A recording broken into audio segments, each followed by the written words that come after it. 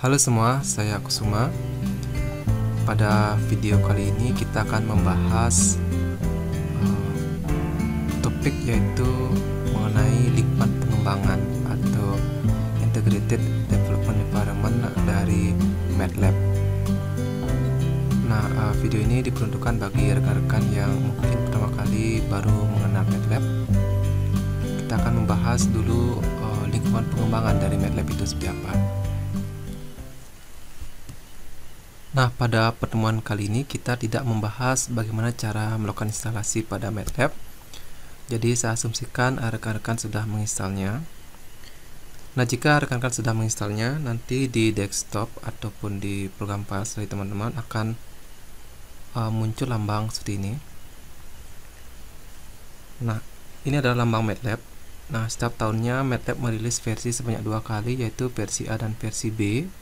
Dan saat video ini dibuat, saya menggunakan MATLAB versi 2014A. Mari kita klik sekali lambang untuk MATLAB dan kita akan masuk untuk mengenal lingkungan pengembangan dari MATLAB ini. Rekan-rekan semua, ini adalah tampilan dari IDE MATLAB. Nah, kalau kita amati ada banyak sekali fasilitas yang disediakan di sini. Namun demikian, untuk pertemuan kali ini kita tidak akan membahas terlalu detail semua fungsi-fungsi.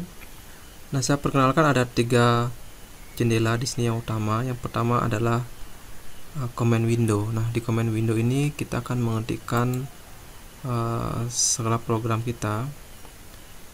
Dan command window ini sifatnya praktis. Jadi kalau rekan-rekan tekan enter, nanti akan keluar hasilnya secara langsung. Seperti halnya rekan-rekan menggunakan kalkulator. Jadi di sini kita tekan enter dan MATLAB langsung mengeksekusi perintah yang kita ketikkan. Kemudian ada namanya current folder. Ini adalah folder di mana MATLAB itu menyimpan atau mengetahui letak dari file kita. Jadi secara default MATLAB itu membuat suatu directory, yaitu di bagian dokumen MATLAB. Nah, saya menggunakan Windows sebagai sistem operasi. Jadi defaultnya ada di dokumen MATLAB. Nah, jika rekan-rekan nanti mengetik file dalam programan MATLAB, nanti secara default akan diarahkan di sini.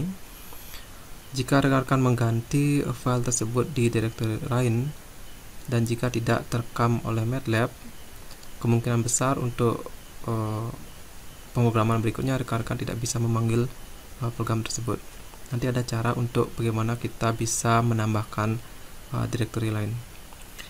Nah, current folder. Kemudian selanjutnya adalah workspace. Nah, di workspace ini MATLAB itu merekam segala jenis variabel yang telah dia gunakan dalam pemrograman. Sebagai contoh, misalnya di command window kita ketik misalnya variabel A dengan nilai 1 sebagai contoh. Nah, nanti di bagian workspace akan terdata atau tersimpan variabel yang telah kita ketikkan. Jika rekan-rekan menambahkan variabel yang lain, nanti juga akan terekam di workspace. Namun demikian, jika variabel ini rekan-rekan ganti dengan nama yang sama dengan nilai yang berbeda, sebagai contoh, kalau sebelumnya A sama 1, sekarang kita ganti A sama dengan 3, secara otomatis di workspace kita akan merekam variabel nilai dari variabel terakhir yang telah kita ketikkan. Nah, ini ada 3 jenis jendela yang sangat penting yang rekan-rekan harus memahaminya. Dan ada satu lagi jendela yang biasanya digunakan untuk merekam apapun yang telah kita ketikkan pada MATLAB. Bagian ini di layout, rekan-rekan bisa melihat ada yang namanya command history. Nah, command history ini merekam semua sintaks-sintaks atau perintah-perintah yang telah diketikkan sebelumnya. Nah, sebagai contoh, ini adalah 3 terakhir yang telah kita ketik sebelumnya. Ini adalah beberapa perintah-perintah yang telah saya gunakan sebelum pembuatan video ini. Nah, rekan-rekan, ada beberapa bagian lain yang ingin saya paparkan di sini. Jadi ada 3 tab di sini, ada home, plots, sama apps nanti. Di bagian home ada beberapa fasilitas yang bisa kita gunakan. Pada pojok bagian kiri ini kita bekerja berdasarkan file, jadi kita bisa membuat script baru. Jadi dalam pemrograman MATLAB kita bisa bekerja langsung menggunakan command window atau menggunakan script. Jadi kalau kita menggunakan script, kita akan mengeksekusi beberapa sintaks tidak per baris seperti di command window. Oke, selain new script ada new. Nah, new ini termasuk dalamnya script. Ada beberapa yang lain, misalnya function, examples dan sebagainya. Kita tidak akan bahas di sini. Open digunakan untuk membuka file yang telah kita ketikkan sebelumnya, dan find files dan compare ini masing-masing digunakan untuk mencari file dan juga komparasi antara dua buah file.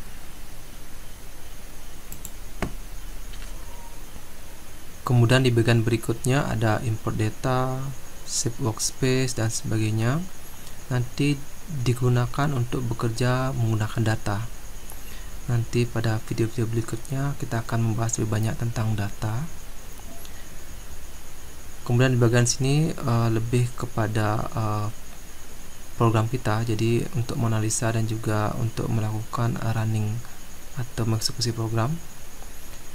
Kemudian ada blok untuk Simulink. Jadi Simulink rekan-rekan akan bekerja menggunakan blok programming. Nah, semoga nanti kita bisa bahas di blok bagian Simulink ini.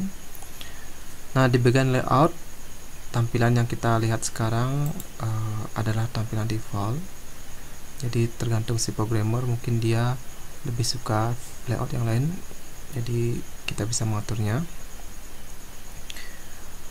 Kemudian sebelahnya layout ada preferences. Jadi preferences ini kalau kita amati beberapa opsi, misalnya pengaturan warna, kemudian pengaturan history, kemudian dan sebagainya. Ada banyak sekali di sini. Kita tidak bahas detail. Nah, yang cukup penting di sini ada di bagian set path ini. Nah, bagian ini kita gunakan untuk mengatur area di mana MATLAB itu bisa mengcover program kita. Jadi seperti yang saya uraikan sebelumnya, bahwa MATLAB hanya bisa bekerja berdasarkan directory atau lingkup yang dia ketahui. Jadi sebagai contoh, misalnya rekan-rekan menulis di luar dari direktorinya MATLAB, misalnya di dokumen MATLAB ini, rekan-rekan harus menambahkan folder di mana rekan-rekan bekerja. Jadi bisa di-select folder seperti itu. Atau jika sekalian ingin sampai ke tengah-tengahnya, rekan-rekan bisa menggunakan add with subfolders ini. Bagian ini saya sarankan tolong jangan diubah-ubah, jadi kita biarkan. Nah, selain itu ada bagian help. Nanti ini menurut saya pribadi amat sangat penting, karena pengalaman pribadi saya belajar banyak dari help ini. Jadi help MATLAB menurut saya salah satu software yang merekam atau mendokumentasikan programannya dengan sangat baik. Jadi rekan-rekan akan menemukan banyak sekali contoh, dan rekan-rekan bahkan bisa belajar secara mandiri dari help ataupun dokumentasi yang disediakan oleh MATLAB.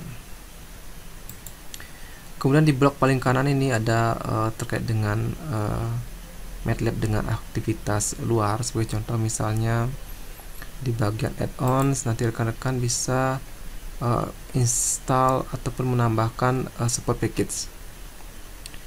Jadi sebagai contoh, misalnya rekan-rekan mau menghubungkan MATLAB dengan platform lain, misalnya Arduino, Kinect, kemudian Android dan sebagainya. Nanti rekan-rekan bisa memanfaatkan ini ya, Get Hardware Spec Package ini. Beberapa juga aplikasi di File Exchange bisa teman-teman dapatkan. File Exchange ini adalah dokumentasi yang disediakan oleh para programmer yang lain melalui web resminya MATLAB. Nanti jika rekan-rekan tertarik untuk membeli dan mendownload produk dari MathWorks, yaitu perusahaan si pembuat MATLAB, rekan-rekan bisa memanfaatkan ini. Nah, selanjutnya ada tab plots. Nanti kita akan bekerja banyak ketika menggunakan plotting data. Jadi saat ini tidak muncul karena tidak ada data yang untuk diplot. Di bagian aplikasi ini rekan-rekan tergantung toolbox maupun paket-paket yang rekan-rekan install. Jadi di bagian aplikasi ini rekan-rekan akan menemukan banyak sekali contoh-contoh maupun beberapa aplikasi-aplikasi praktis dari tiap-tiap toolbox, dan untuk kali ini kita tidak bahas secara detail bagian ini. Nah, saya menyadari ini adalah cuma penggambaran bagian IDE saja. Nanti secara bertahap kita akan coba membahas bagaimana memprogram MATLAB dan sekaligus menggunakan fungsi-fungsi yang lebih detail dari apa yang disediakan oleh MATLAB.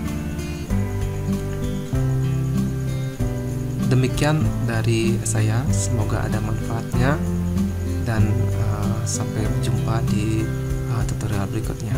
Terima kasih.